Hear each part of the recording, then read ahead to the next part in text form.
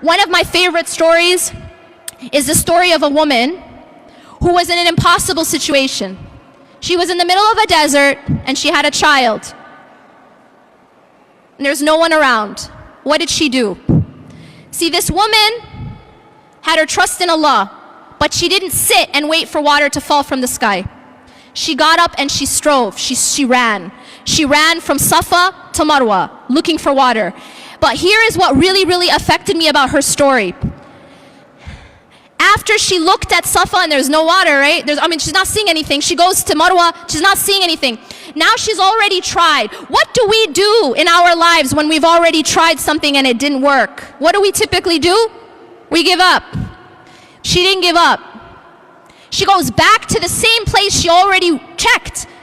And she, again, doesn't give up. She goes back again. She doesn't do this once. She doesn't do this twice. She does it 7 times. And that is so powerful. That Allah is teaching us. This is one of the sunan of Allah. That sometimes, change and growth, it takes, not only does it take time, sometimes it takes repetition. That you have to keep at something. I was saying yesterday at RIS, you can't say, I did a sit-up. Why didn't it work? I did a sit-up, right? It's not going to work if you did a sit-up or a push-up, right? You have to do repetition. And repetition is where Allah subhanahu wa ta'ala could have had us just say subhanallah once, alhamdulillah once. Why the repetition? Why so many rak'ahs? Why 5 times a day? Because Allah is teaching us that change and growth happen through persistence and through repetition and through perseverance. So we can't be a people who just give up because it didn't work. Yeah? Oh, we already tried that. It didn't work. You have to be a person, we have to be a people of endurance. This isn't a sprint. It is definitely a marathon. It is definitely a marathon. We have to have endurance. We can't just give up the moment that something isn't working out.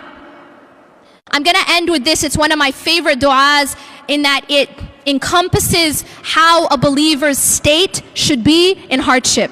How a believer's response should be in difficulty. And that is Ayyub alayhi salam. He had gone through struggle after struggle after struggle, test after test after test.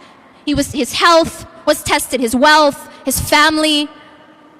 And in the midst of his pain, he calls out to Allah subhanahu wa ta'ala and says, Anni massani ad-durru wa anta arhamur rahimin. The reason why this moves me so much is because on the one hand, he is acknowledging his pain. He is acknowledging that it's difficult right now. That indeed, Anni massani ad-durr, that indeed, hardship, calamity, difficulty has befallen me. He's not pretending, but he is acknowledging his pain. But in the same breath, he is also has complete and full hope in the mercy of Allah, wa anta arhamur rahimin. Even while he is in the midst of his storm. He hasn't been saved yet. He's in the midst of his storm. He's still in the midst of his pain. And yet he still continues to have hope in Allah subhanahu wa ta'ala. A believer may be sad, but a believer never despairs in the hope and in the mercy of Allah subhanahu wa ta'ala.